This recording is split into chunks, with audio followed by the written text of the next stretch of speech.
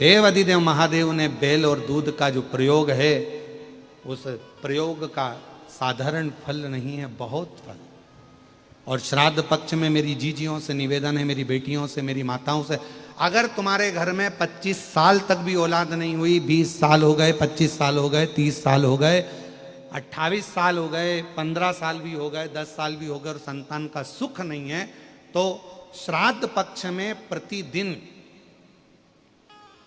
प्रतिदिन अपना जो पानी का हंडा होता है, परिंडा होता है, क्या बोलते हैं हैदराबाद में, हमको उसको नहीं मालूम, जहां पर पीने का पानी भरते हैं, हंडा बोलते हैं, मटका बोलते हैं, बाल्टी पानी की या हंडा, मटका,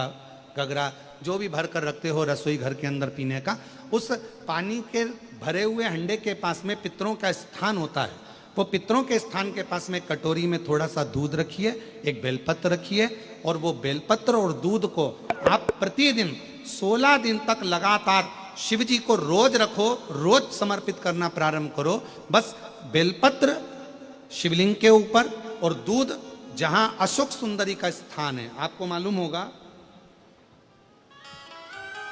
जरा ध्यान देंगे, ये शिवलिंग, ये जलाधारी, ये भगवान शंकर का शिवलिंग है, ये जलाधारी है, माता पार्वती जी का हस्त कमल, और सामने जो चरण है जहां से पानी बहता है, राइट भाग गणेश जी का, लेफ्ट भाग कार्तिकेय जी का, बीच में एक मोटी सी लाइन होती है जिसको अशोक सुंदरी कहा जाता है। शंकर भगवान की 6 बेटियां हैं। 6 बेटियों में शंकर जी के ऊपर जो कलश रखा होता है, उसमें से जो बूंद बूंद पानी गिरता है, वो कलश 5 बेटियों का स्थान होता है, जया, विषहरा, शामली बारी, दौतली और देव। ये शिव जी की 5 लड़कियां ऊपर और एक बेटी अशोक सुंदरी, सामने जो मोटी सी लाइन होती है जहां से शिव जी पे चढ़ा हुआ पानी गिरता है, उसके बीच में जो लाइन होती है वो अशोक सुंदरी का स्थान है। तो जिसके यहां संतान का यदि सुख नहीं है तो 16 दिन एक प्रयास करें, तुम रुकेश्वर महादेव का नाम लेकर, तुम रुकेश्वर महादेव का नाम लेकर शंकर जी के ऊपर तो चढ़ाए बेलपत्र जो तुमने परिंडे के पास, हंडे के पास रात्रि को रखा है, 16 दिन के रोज एक बार रखो और रोज एक बार चढ़ाओ। रखा, वो दूध को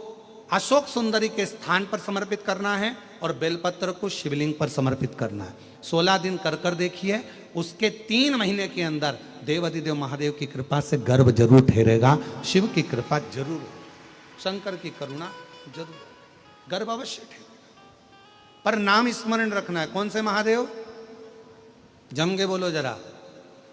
तुम रुकेश्वर महादेव। फिर से बोलिए, तुम रुकेश्वर महादेव। तुम रुका जी कौन, जिन्होंने